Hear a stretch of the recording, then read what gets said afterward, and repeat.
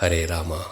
ഭാരതീയ സാഹിത്യത്തിൽ അനേകം മഹാരാജാക്കന്മാർ ജീവിച്ചത്. ചിലർ ധർമ്മം കൊണ്ട് അമരന്മാരായി, ചിലർ വീര്യം കൊണ്ട് ചരിത്രത്തിൽ ഇടം നേടി, ചിലർ ജ്ഞാനം കൊണ്ട് ലോകത്തിൻ്റെ ആദരവ് നേടി. എന്നാൽ ഈ മൂന്നും ഒരുപോലെ ലഭിച്ചിട്ടും അവയെല്ലാം ഒരൊറ്റ തെറ്റായ തീരുമാനത്തിലൂടെ നഷ്ടപ്പെടുത്തിയ ഒരു രാജാവുണ്ടെങ്കിൽ അത് രാവണനാണ്. രാമായണം വായിക്കുമ്പോൾ നാം പലപ്പോഴും ശ്രീരാമനെ ധർമ്മത്തിൻ്റെ പ്രതീകമായും രാവണനെ അധർമ്മത്തിൻ്റെ പ്രതീകമായും കാണാൻ ശ്രമിക്കുന്നു. എന്നാൽ ആദികവി വാൽമീകി അത്ര ലളിതമായ ഒരു ചിത്രം വരയ്ക്കുന്നില്ല. അദ്ദേഹത്തിൻ്റെ രാവണൻ വെറും ഒരു പ്രതിനായകനല്ല. അപാരമായ കഴിവുകളും അസാമാന്യമായ ജ്ഞാനവും അളവറ്റ പരാക്രമവും കൈവശമുണ്ടായിരുന്നിട്ടും സ്വന്തം മനസ്സിനെ കീഴടക്കാൻ കഴിയാതെ പോയ ഒരു മനുഷ്യനാണ്. അതുകൊണ്ട് തന്നെ രാവണൻ്റെ ജീവിതം ഒരു ദുഷ്ടൻ്റെ കഥയല്ല, മനുഷ്യ സ്വഭാവത്തിൻ്റെ ആഴങ്ങളിലേക്ക് വെളിച്ചം വീശുന്ന ഒരു വലിയ പാഠമാണ്. രാവണനെ മനസ്സിലാക്കണമെങ്കിൽ ആദ്യം അദ്ദേഹത്തിൻ്റെ ജനനം മനസ്സിലാക്കണം. ബ്രഹ്മാവിൻ്റെ മാനസപുത്രനായ പുലസ്ത്യ മഹർഷിയുടെ വംശത്തിൽ ജനിച്ച വിശ്രവസ് മഹർഷിയുടെ പുത്രനായിരുന്നു രാവണൻ. പിതാവിലൂടെ അദ്ദേഹത്തിന് ലഭിച്ചത് ഋഷി പാരമ്പര്യത്തിൻ്റെ മഹത്വമായിരുന്നു. മാതാവായ കേകസിയിലൂടെ ലഭിച്ചത് രാക്ഷസ വംശത്തിൻ്റെ വീര്യവും അദമ്യമായ അഭിലാഷവുമായിരുന്നു. ഈ രണ്ട് ധാരകളും അദ്ദേഹത്തിൻ്റെ ജീവിതത്തിലുടനീളം ഒപ്പത്തിനൊപ്പം ഒഴുകി. ഒരു വശത്ത് വേദങ്ങളിൽ പ്രാവീണ്യം നേടിയ പണ്ഡിതൻ, മറുവശത്ത് ലോകത്തെ മുഴുവൻ തൻ്റെ ശക്തിക്ക് മുന്നിൽ തല കുനിപ്പിക്കണമെന്ന് ആഗ്രഹിച്ച ഭരണാധികാരി. വാൽമീകി രാമായണത്തിൽ രാവണനെക്കുറിച്ചുള്ള പരാമർശങ്ങൾ ശ്രദ്ധിച്ചാൽ ഒരു കാര്യം വ്യക്തമായി കാണാം. അദ്ദേഹത്തെ ഒരിടത്തും അജ്ഞാനിയായ രാജാവായി ചിത്രീകരിക്കുന്നില്ല. ശാസ്ത്രങ്ങളിലും വേദങ്ങളിലും പ്രാവീണ്യമുള്ളവനെന്ന നിലയിലാണ് പല കഥാപാത്രങ്ങളും അദ്ദേഹത്തെ വിലയിരുത്തുന്നത്. യുദ്ധത്തിൽ ശത്രുക്കൾ പോലും അദ്ദേഹത്തിൻ്റെ വീര്യത്തെ നിഷേധിക്കുന്നില്ല. അദ്ദേഹത്തിൻ്റെ സഭയിൽ മന്ത്രിമാരുണ്ട്, സൈന്യത്തിൽ പ്രഗത്ഭരായ സേനാനായകരുണ്ട്, ലങ്കയിൽ ക്രമസമാധാനമുള്ള ഭരണ സംവിധാനമുണ്ട്. ഇവയെല്ലാം ഒരേ ഒരു സത്യം പറയുന്നു: രാവണന്റെ ശക്തി യാദൃശ്ചികമായി ഉണ്ടായതല്ല, കഴിവുകൊണ്ട് നേടിയെടുത്തതായിരുന്നു. എന്നാൽ മനുഷ്യന്റെ ഏറ്റവും വലിയ പരീക്ഷണം അവൻ എന്തെല്ലാം നേടി എന്നതിലല്ല, നേടിയതിനെ എങ്ങനെ ഉപയോഗിക്കുന്നു എന്നതിലാണ്. രാവണൻ കഠിനമായ തപസ് അനുഷ്ഠിച്ച് ബ്രഹ്മാവിനെ പ്രസാദിപ്പിച്ചു. ആ തപസ്സിന്റെ കഠിനത വാൽമീകി വളരെ ഗൗരവത്തോടെ അവതരിപ്പിക്കുന്നു. താൻ ആഗ്രഹിച്ച ലക്ഷ്യത്തിനു വേണ്ടി എന്തും സഹിക്കാൻ തയ്യാറായിരുന്ന മനസ്സിന്റെ ഉടമയായിരുന്നു അദ്ദേഹം.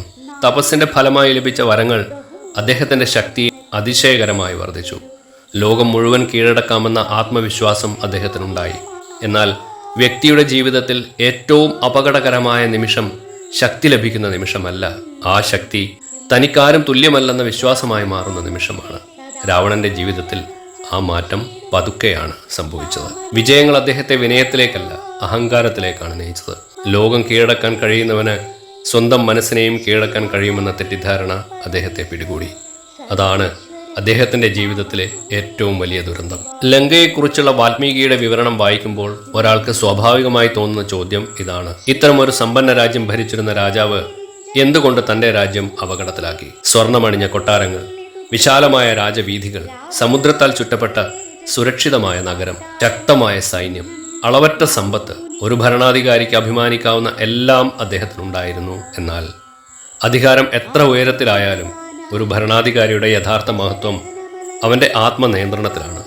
അവിടെ രാവണൻ പരാജയപ്പെട്ടു. രാമായണത്തിലെ ഏറ്റവും നിർണായകമായ വഴിത്തിരിവ് സീതയെ കണ്ട നിമിഷത്തിലല്ല ആരംഭിക്കുന്നത്. അതിനു മുമ്പ് സ്വന്തം ആഗ്രഹങ്ങൾക്കുമേൽ നിയന്ത്രണം നഷ്ടപ്പെടുന്ന നിമിഷത്തിലാണ് ഇതിന്റെ തുടക്കം. ശൂർപ്പണഖയുടെ വാക്കുകളിലൂടെ സീതയുടെ സൗന്ദര്യത്തെക്കുറിച്ച് കേട്ടപ്പോൾ അതൊരു സാധാരണ വിവരണം മാത്രമായിരുന്നില്ല. മറ്റൊരാളുടെ ജീവിതത്തിലും അവകാശത്തിലും കൈവയ്ക്കാൻ പാടില്ലെന്ന ധർമ്മത്തിന്റെ അതിരുകൾ ലംഘിക്കാൻ തുടങ്ങുന്ന ഒരു ചിന്തയുടെ തുടക്കമായിരുന്നു. എന്നാൽ ഇവിടെ വാൽമീകി ഒരു പ്രധാന കാര്യം ഓർമ്മിപ്പിക്കുന്നു: ഒരു മനുഷ്യൻ പെട്ടെന്ന് അധർമ്മിയാകുന്നില്ല. അതിനു മുമ്പ് പല മുന്നറിയിപ്പുകളും അവന്റെ ജീവിതത്തിൽ വരും. രാവണന്റെയും ജീവിതത്തിൽ അങ്ങനെ തന്നെയായിരുന്നു. സീതയെ അപഹരിക്കാനുള്ള പദ്ധതി മനസ്സിൽ ഉറപ്പിച്ച ശേഷം അദ്ദേഹം നേരെ ദണ്ഡകാരണ്യത്തിലേക്ക് പോയില്ല. ആദ്യം അദ്ദേഹം മരീചന്റെ അടുത്തെത്തി. ഈ സന്ദർശനം രാമായണത്തിലെ ഏറ്റവും ഗൗരവമുള്ള സംഭാഷണങ്ങളിൽ ഒന്നാണ്. അവിടെ സംസാരിക്കുന്നത് രണ്ടു രാക്ഷസന്മാരാണെങ്കിലും ഒരാൾ അധികാരത്തിന്റെ ഭാഷയാണ് സംസാരിക്കുന്നത്, മറ്റൊരാൾ അനുഭവത്തിന്റെ ഭാഷയാണ്. മാരീചൻ രാവണനോട് പറയുന്നു: രാമനുമായി ശത്രുത പുലർത്തരുത്. അദ്ദേഹത്തിന്റെ ശക്തി ഞാൻ നേരിട്ട് അനുഭവിച്ചറിഞ്ഞവനാണ്. സീതയെ അപഹരിക്കാനുള്ള ചിന്ത ഉപേക്ഷിക്കുക. അത് ലങ്കയുടെ നാശത്തിലേക്കുള്ള വഴിയാണ്.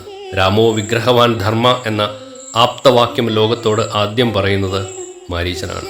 ഈ മുന്നറിയിപ്പ് വെറും ഭയത്തിന്റെ ശബ്ദമായിരുന്നില്ല, അനുഭവത്തിൽ നിന്ന് വരുന്ന ജ്ഞാനത്തിന്റെ ശബ്ദമായിരുന്നു. എന്നാൽ അഹങ്കാരത്തിന്റെ ഏറ്റവും വലിയ ദൗർഭാഗ്യം അതാണ്. അത് ഉപദേശം കേൾക്കില്ല. പ്രത്യേകിച്ച് സ്വന്തം ആഗ്രഹങ്ങൾക്ക് വിരുദ്ധമായ ഉപദേശം ഒരിക്കലും കേൾക്കില്ല. രാവണനും അതുതന്നെയാണ് ചെയ്തത്. മാരീചന്റെ വാക്കുകളിൽ ഒളിഞ്ഞിരുന്ന സത്യത്തെ മനസ്സിലാക്കുന്നതിനു പകരം സ്വന്തം തീരുമാനത്തെ അംഗീകരിപ്പിക്കാനാണ് രാവണൻ ശ്രമിച്ചത്. ഒടുവിൽ മാരീചൻ മരണത്തിലേക്കാണ് പോകുന്നതെന്ന് അറിഞ്ഞുകൊണ്ട് തന്നെ സ്വർണ്ണമാനിന്റെ വേഷം സ്വീകരിക്കുന്നു. ആ നിമിഷം മുതൽ രാമായണത്തിന്റെ ഗതി മാത്രമല്ല, രാവണന്റെ വിധിയും തീരുമാനിക്കപ്പെട്ടു. ഇവിടെയാണ് വാൽമീകി അതിമനോഹരമായ ഒരു ജീവിത സത്യം പറയുന്നത്. മനുഷ്യനെ നശിപ്പിക്കുന്നത് പലപ്പോഴും ശത്രുക്കളല്ല, സത്യം പറയുന്ന സുഹൃത്തുക്കളെ അവഗണിക്കുന്ന സ്വഭാവമാണ്. രാവണന് മാരീചന്റെ രൂപത്തിൽ ആ സത്യം കേൾക്കാൻ അവസരം ലഭിച്ചു. അദ്ദേഹം അത് നിരസിച്ചു. അത് നിരസിച്ച നിമിഷം സീതയെ അദ്ദേഹം ഇതുവരെ അപഹരിച്ചിരുന്നില്ലെങ്കിലും തന്റെ ഭാവിയെ അദ്ദേഹം ഇതിനകം നഷ്ടപ്പെടുത്തിയിരുന്നു. സ്വർണ്ണമാനിന്റെ മായയിൽ ശ്രീരാമനും ലക്ഷ്മണനും ആശ്രമത്തിൽ നിന്ന് അകലുമ്പോൾ സന്യാസിയുടെ വേഷം ധരിച്ച് സീതയുടെ സന്നിധിയിലെത്തുന്ന രാവണനെ വാൽമീകി വരച്ചു കാട്ടുന്നത് അതീവ ഗൗരവത്തോടെയാണ്. ഇവിടെ ഒരു യോദ്ധാവല്ല സീതയുടെ മുമ്പിലുള്ളത്, വേഷം മാറിയ ഒരു രാജാവാണ്. ധർമ്മത്തിന്റെ രൂപം ധരിച്ചുകൊണ്ട് അധർമ്മം പ്രവർത്തിക്കുന്ന മനുഷ്യനേക്കാൾ അപകടകാരിയായി മറ്റാരുമില്ല എന്ന സത്യം ആ രംഗം നമ്മെ ഓർമ്മിപ്പിക്കുന്നു. സീതയെ കണ്ട നിമിഷം മുതൽ രാവണൻ തന്റെ ആഗ്രഹം തുറന്നു പറയുന്നു. ലങ്കയുടെ മഹത്വവും തന്റെ ശക്തിയും സമ്പത്തും അധികാരവും വിവരിച്ച് അവളെ പ്രലോഭിപ്പിക്കാൻ ശ്രമിക്കുന്നു. എന്നാൽ സീതയുടെ മറുപടി അതിലും ശക്തമായിരുന്നു. ഭർത്താവിനോടുള്ള അവളുടെ അചഞ്ചലമായ വിശ്വാസം ഒരു രാജാവിന്റെ അധികാരത്തെക്കാൾ ഉയർന്നതാണെന്ന് അവൾ തെളിയിച്ചു. രാവണന്റെ മുന്നിൽ നിന്നത് ഒരു സീത മാത്രമായിരുന്നില്ല, ധർമ്മത്തിൽ ഉറച്ചു നിൽക്കുന്ന ഭാരതീയ സ്ത്രീത്വത്തിന്റെ പ്രതീകമായിരുന്നു. സീതയുടെ ഓരോ വാക്കും രാവണന് ഒരു മുന്നറിയിപ്പായിരുന്നു. ശ്രീരാമന്റെ ശക്തിയെക്കുറിച്ചും അധർമ്മത്തിന്റെ അനിവാര്യമായ ഫലത്തെക്കുറിച്ചും അവൾ വ്യക്തമായി പറഞ്ഞു. എന്നാൽ തന്റെ ശക്തിയിൽ അതിരില്ലാത്ത വിശ്വാസം പുലർത്തിയിരുന്ന രാവണന് ആ വാക്കുകൾ ഭീഷണിയായി തോന്നിയില്ല. മനുഷ്യന്റെ കണ്ണുകളെ ഏറ്റവും അധികം അന്ധമാക്കുന്നത് ഇരുട്ടല്ല, അഹങ്കാരമാണ്. അഹങ്കാരം നിറഞ്ഞ മനസ്സ് സത്യത്തെ കാണുന്നില്ല, അത് കാണാൻ ആഗ്രഹിക്കുന്നത് മാത്രമേ കാണൂ. സീതയെ ബലമായി രഥത്തിൽ കയറ്റിക്കൊണ്ടുപോകുന്ന രംഗം വാൽമീകി വളരെ ഹൃദയഭേദകമായാണ് അവതരിപ്പിക്കുന്നത്. വനത്തിലെ വൃക്ഷങ്ങളോടും നദികളോടും മലകളോടും വനദേവതകളോടും ശ്രീരാമനോട് വാർത്ത അറിയിക്കണമെന്ന് അപേക്ഷിക്കുന്ന സീതയുടെ നിലവിളി വെറും ഒരു സ്ത്രീയുടെ കരച്ചിലല്ല, അധർമ്മത്തിനെതിരായ ധർമ്മത്തിന്റെ വിളിയായിരുന്നു. ആ യാത്രയിൽ ജടായു രാവണന്റെ വഴി തടയുന്നു. ഈ രംഗം രാവണന്റെ സ്വഭാവത്തെ കൂടുതൽ വ്യക്തമായി മനസ്സിലാക്കാൻ സഹായിക്കുന്നു. വയോധികനായ ഒരു പക്ഷി തനിക്കെതിരെ നിൽക്കുന്നത് കണ്ട് രാവണൻ പരിഹസിക്കുന്നില്ല. ജടായുവിനെ തിരിച്ചറിയുകയും അവനോട് സംസാരിക്കുകയും ചെയ്യുന്നു. എന്നാൽ ജടായു ധർമ്മത്തിന്റെ പേരിൽ സീതയെ മോചിപ്പിക്കാൻ ആവശ്യപ്പെട്ടപ്പോൾ രാവണന്റെ വാൾ സംസാരിക്കാൻ തുടങ്ങി. ജടായുവിനെ അദ്ദേഹം പരാജയപ്പെടുത്തി. എന്നാൽ ആ യുദ്ധത്തിൽ തോറ്റത് ജടായുവിന്റെ ശരീരമായിരുന്നു, ജയിച്ചില്ല രാവണന്റെ ധർമ്മം.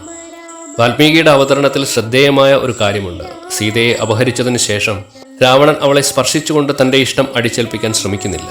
അശോകവനത്തിൽ അവൾക്ക് സമയം നൽകുകയും തന്റെ ഇഷ്ടത്തിന് വഴങ്ങാൻ വീണ്ടും വീണ്ടും ആവശ്യപ്പെടുകയും ചെയ്യുന്നു. ഇതിന്റെ കാരണം വാൽമീകി ചിലയിടങ്ങളിലും മറ്റു പല ഗ്രന്ഥങ്ങളിൽ നളകുബേരന്റെ ശാപം കാരണം രാവണന് സീതയെ ബലമായി സ്പർശിക്കാൻ കഴിഞ്ഞില്ല എന്ന കഥ വിപുലമായും കാണാം. കുബേരന്റെ മകനായ നളകുബേരന്റെ പ്രതിശ്രുത വധുവായ രംഭ എന്ന അപ്സരസിനെ രാവണൻ ബലാത്കാരം ചെയ്തപ്പോൾ നളകുബേരൻ ശപിച്ചു, ഇനി ഏതെങ്കിലും സ്ത്രീയെ അവളുടെ അനുവാദമില്ലാതെ ബലമായി സ്പർശിച്ചാൽ നിന്റെ തല 10 പിളർന്നു പോകും. ഈ ശാപമാണ് അശോകവനത്തിൽ വെച്ച് സീതയെ ബലമായി സ്വന്തമാക്കുന്നതിൽ നിന്ന് രാവണനെ തടഞ്ഞു നിർത്തിയത്.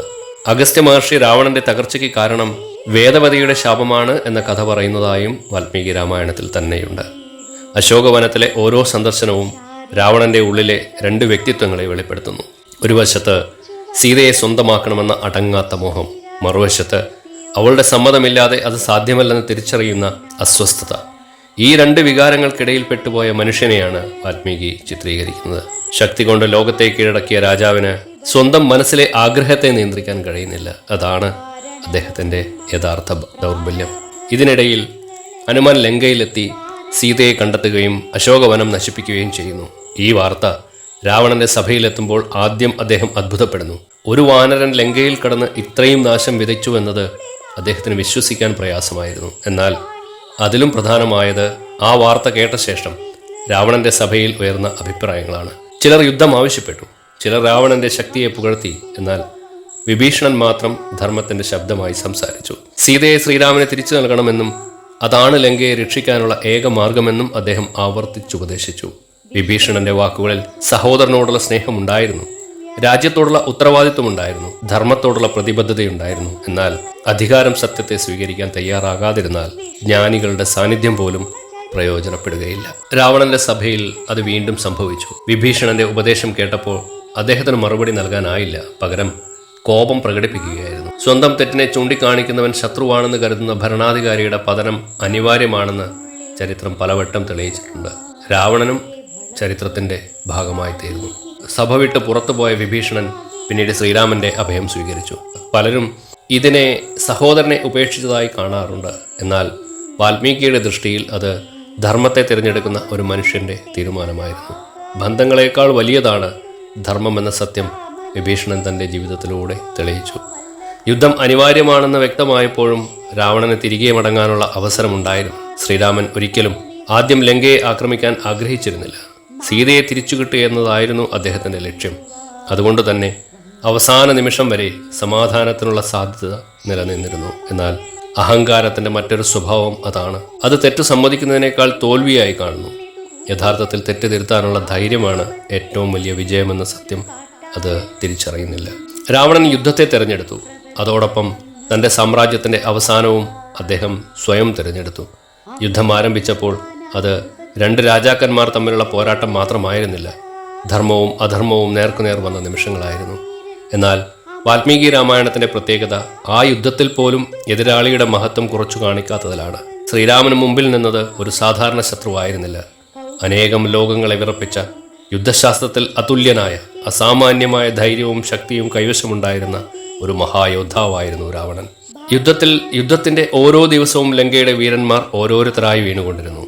പ്രഹസ്തനും അതികായനും ദേവാന്തകനും നരാന്തകനും തുടങ്ങി രാവണന്റെ വിശ്വസ്തരായ സേനാനായകർ യുദ്ധഭൂമിയിൽ ജീവൻ നഷ്ടപ്പെടുത്തി.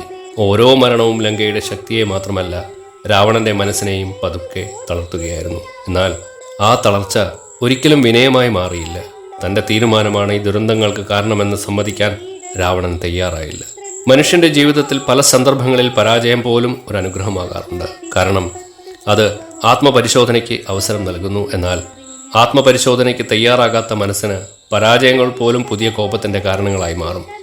രാവണന്റെ ജീവിതത്തിൽ സംഭവിച്ചതും അതായിരുന്നു. ഓരോ നഷ്ടത്തിന് ശേഷവും അദ്ദേഹത്തിന്റെ തീരുമാനം പുനഃപരിശോധിച്ചില്ല. പകരം കൂടുതൽ ശക്തിയോടെ യുദ്ധം ചെയ്യാൻ തീരുമാനിച്ചു. ഇതിനിടയിലാണ് കുംഭകർണൻ രംഗപ്രവേശം ചെയ്യുന്നത്. ഉറക്കത്തിൽ നിന്നുണർത്തപ്പെട്ട കുംഭകർണൻ യുദ്ധത്തിന്റെ കാരണം മനസ്സിലാക്കിയപ്പോൾ ആദ്യം സഹോദരനെ പ്രശംസിച്ചില്ല. മറിച്ച് സീതയെ അപഹരിച്ചത് തെറ്റായ തീരുമാനമായിരുന്നുവെന്ന് അദ്ദേഹം തുറന്നു പറഞ്ഞു. ഒരു രാജാവ് വികാരത്തിന് അടിമയായി പ്രവർത്തിക്കരുതെന്നും രാജ്യത്തിന്റെ നന്മയെ മുൻനിർത്തിയാണ് തീരുമാനങ്ങൾ എടുക്കേണ്ടതെന്നും അദ്ദേഹം ഓർമ്മിപ്പിച്ചു. സഹോദരന്റെ തെറ്റിനെ അംഗീകരിച്ചുകൊണ്ട് തന്നെ സഹോദരനോടുള്ള കടമ നിറവേറ്റാനാണ് അദ്ദേഹം യുദ്ധഭൂമിയിലേക്ക് പോയത്.